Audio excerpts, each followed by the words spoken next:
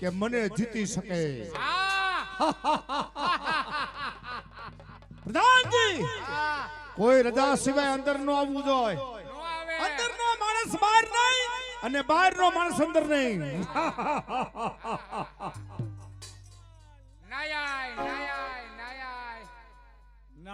કોણ દેવઋષિ નારદ?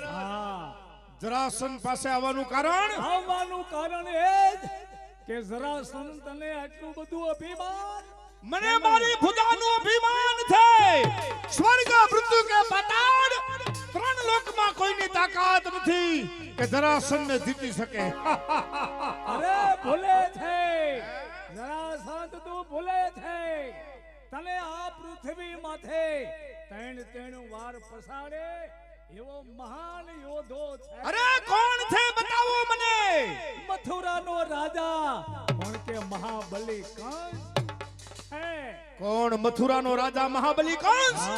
ઈ મારા સામે યુદ્ધની ટક્કર દિલશે. પ્રધાનજી જાઓ મથુરાના રાજાને સંદેશો મોકલી દો કે જરાસંઘ સામે યુદ્ધની તૈયારી કરે. યુદ્ધનો પેગામ દેવાની જરૂર નથી. તારી સામે વાત ભીડે એ જ આજ મથુરાનો રાજા મહાબલી કંસ તારી સામે હાજર છે. મથુરાનો રાજા મહાબલી કંસ તું મારી સામે યુદ્ધની ટક્કર ઝીલીશ? જી હા. તો સાંભળ, હું જેટલો આહાર કરું એટલો આહાર તારે કરવો પડશે. મંજૂર છે? એ મને મંજૂર છે. તો સાંભળી લે મહાબલી કંસ, જેટલો હું મદિરા પાન કરું એટલા મદિરા પાન તારે કરવા પડશે. એ પણ મને મંજૂર છે. કહે સાંભળ, જેટલી હું નિંદ્રા કરું એટલી નિંદ્રા તારે કરવી પડશે. એ પણ મને મંજૂર છે. તો મારી શરત કે મને જે કોઈ પૃથ્વી પર હરાવી દે એને મારે બંને દીકરી કોણ કે ચંદાને સમાયજ્ઞા એની સાથે હસ્તમળાપ કરાવીશ. એ મંજૂર છે? જરૂર મંજૂર છે. અરે તો પછી આવ મેદાનમાં. યુદ્ધના પેગામમાં મથુરાના રાજા મહાબલી કંસને અરે દેવ નગારે ગાઓ. લલકારવાની કોઈ જરૂર નથી. આવ મેદાનની માલિકો યુદ્ધના પેગામમાં. ચલો આવ.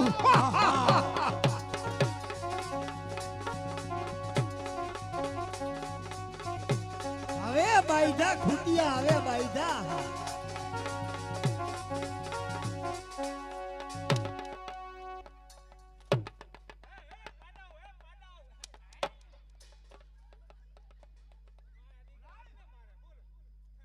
યુદ્ધની માલિકો રે ગાસુર વૈશ્વમાં આવતો ને તારા ચામડા ઉતરી જાહે.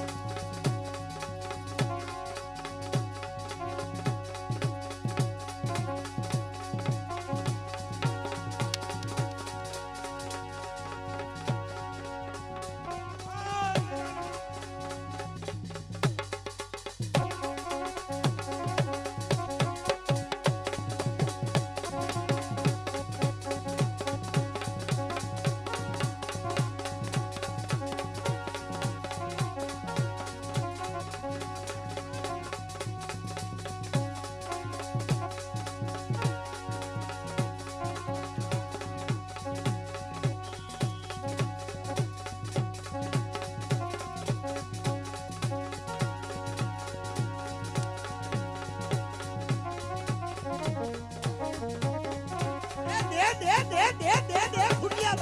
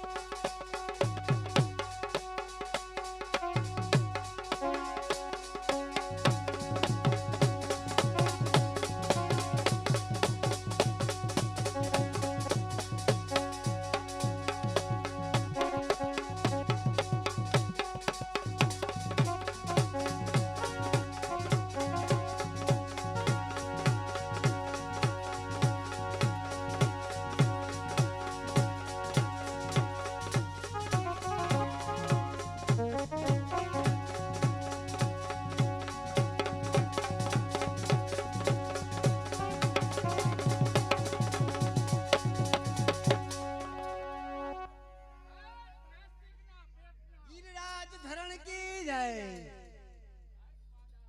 ભાઈ નું પોપૈયું પાકી ગયું જરાસંધ